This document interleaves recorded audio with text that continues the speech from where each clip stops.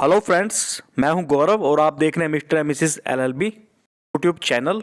और आज हम पढ़ने वाले हैं section 21 B, special provision relating to trial and disposal of petitions under this act. The trial of a petition under this act shall, so far as is practicable consistently with the interest of justice in respect of the trial, be continued from day to day until its conclusion, unless the court find the adjournment of the trial beyond the following day to be necessary for reason to be recorded।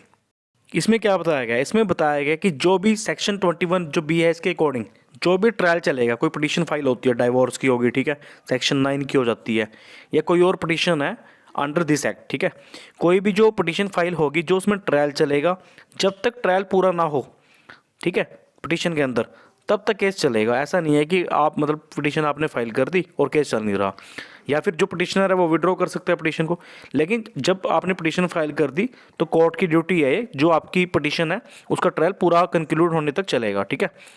और क्या होगा, जो सारा process होता है, summons जाएंगे, written statement आएगी, evidence होगी, उसके बाद आर्ग्यूमेंट होगी, उसके बाद केस जो है वो डिस्पोज होगा।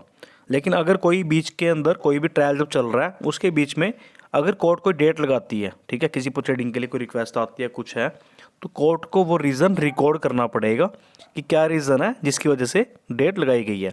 डे टू डे प्रोसीडिंग चलेगी, विद इंटरेस्ट ऑफ जस्टिस चलेगा सारा ट्रायल।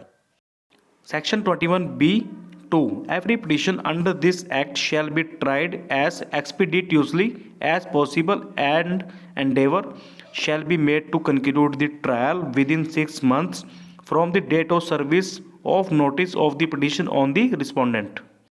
अब इसके अंदर बताया गया कि जो भी पिटीशन HMA के अंदर फाइल होगी, उस पिटीशन जो भी फाइल होगी ना, उस पिटीशन में जल्द से जल्द जो भी कार्रवाई है वो जल्द से जल्द करी जाएगी। और एक टाइम बाउंड भी कर दिया गया कि 6 मंथ के अंदर अंदर जो भी पिटीशन फाइल होती है HMA के अंदर वो डिस्पोज करनी होगी। जो 6 मंथ का टाइम है वो कहाँ से स्टार्ट होगा?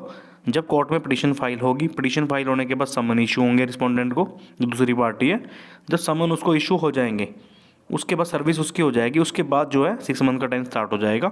6 मंथ के अंदर अंदर जो टाइम है वो दिया गया है और उसके अंदर ही जो ट्रायल है वो कंक्लूड करना पड़ेगा। अब section 21B(3) every appeal under this act shall be heard as expeditiously as possible and endeavour shall be made to conclude the hearing within 3 months from the date of service of notice of appeal on the respondent. अब इसमें क्या बताया गया है? इसमें बताया गया कि जो भी अपील फाइल होगी, ठीक है, HMA के अंदर कोई पिटीशन फाइल होगी, अगर उसकी कोई अपील फाइल होती है या फिर कोई एप्लीकेशन है, तो क्या होगा, जो अपील फाइल होने के बाद जो उसके अंदर नोटिस होगा रिस्पोंडेंट को, जब रिस्पोंडेंट को नोटिस हो जाएगा, ठीक है, उसकी सर्विस जब हो जाएगी, उसके बाद 3 मंथ का टाइम दिया गया अपील को डिस्पोज करने के लिए, कि जो अपील की जो सुनवाई है वो 3 मंथ के अंदर कर दी जाएगी। ये भी इसके अंदर एक टाइम लिमिट दे दी गई है। आपको समझ आ गया होगा। अब नेक्स्ट जो पार्ट है उसके अंदर हम पढ़ेंगे सेक्शन 21C डॉक्यूमेंट्री एविडेंस। हमारी वीडियोस को लॉ स्टूडेंट्स के साथ और एडवोकेट्स के साथ आप शेयर कर सकते हैं, और चैनल को आप सब्सक्राइब करें, वीडियोस को लाइक करें और शेयर करें। Thank you very much.